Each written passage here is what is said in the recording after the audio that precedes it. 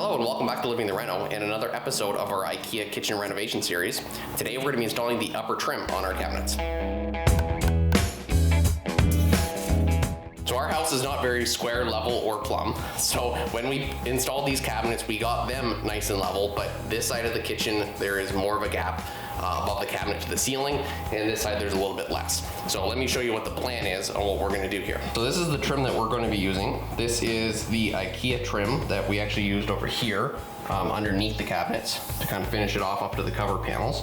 We're just going to be using it vertically like this in order to basically extend it all the way up to the ceiling. And then this little shoe molding trim that we got here is going to attach right at the top, and that's actually going to make contact with the ceiling, and it's going to add a little bit more of a style. We're kind of limited on space because above there it is very small and it is almost the exact same size as this molding here. So on that side of the kitchen you're basically going to see this molding, and on the other side you're going to see this molding more, and then kind of that one in between.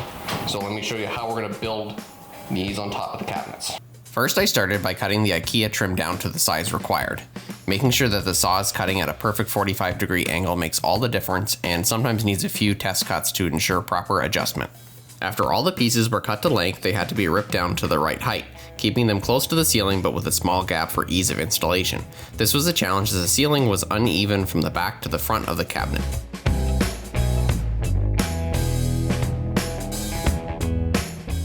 After this, I cut down some scrap extra trim to use to attach these pieces together. This will keep the corners attached and it'll make it easier to install with limited space. Additionally, this extra wood will give a good space to attach to the cabinet with brad nails from the inside of the cabinet.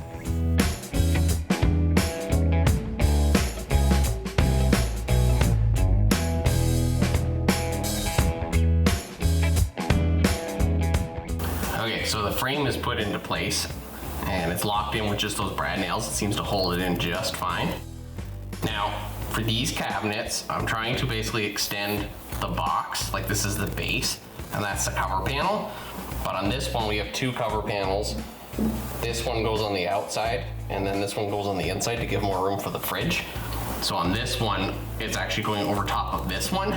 So this piece of wood underneath was a little short, but I managed to get it in by just putting the brad nail at a bit of an angle. On the other ones, it's gonna sit basically directly above the box. So then the box is extended. And then as you see, the little nails we put here to hold the corners together are all gonna get covered up by this trim, like so. Looking back at this, we would have liked to make the upper trim come out a little bit more from the cabinet, probably even just past the cover panels. This would have made more of a statement and probably looked a little better, but with the limited space and the placement of the pot lights, this would have been too tight.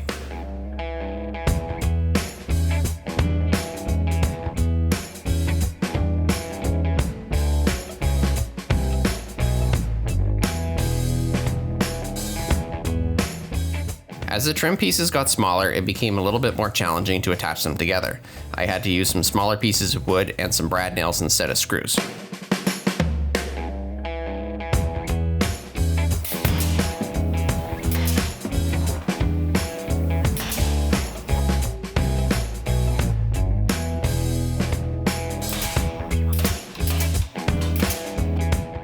With the main trim in, it was time to cut and install the small shoe moldings.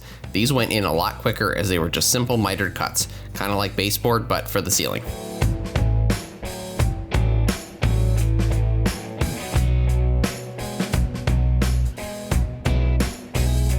If you are enjoying this video so far, please give it a thumbs up and consider subscribing to the channel. There is still more kitchen content and lots more future projects to come.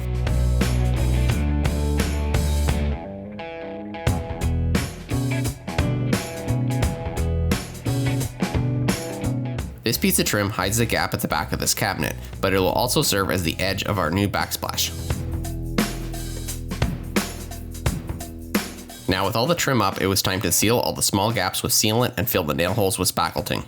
I like using this DAP Alex Flex Creme molding sealant.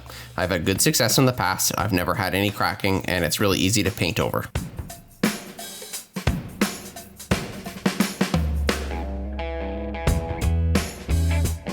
After giving the sealant enough time to cure, it was time to start painting.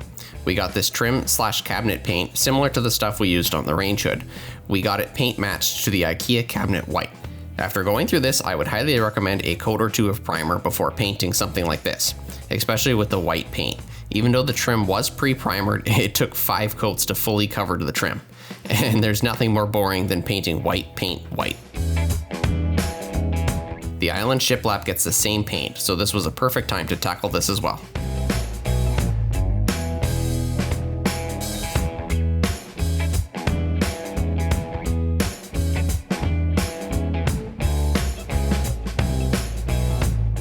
One more thing off the to-do list in our kitchen. We actually only have 2 things left, the backsplash and the drawer underneath the sink. So stay tuned for the next episode.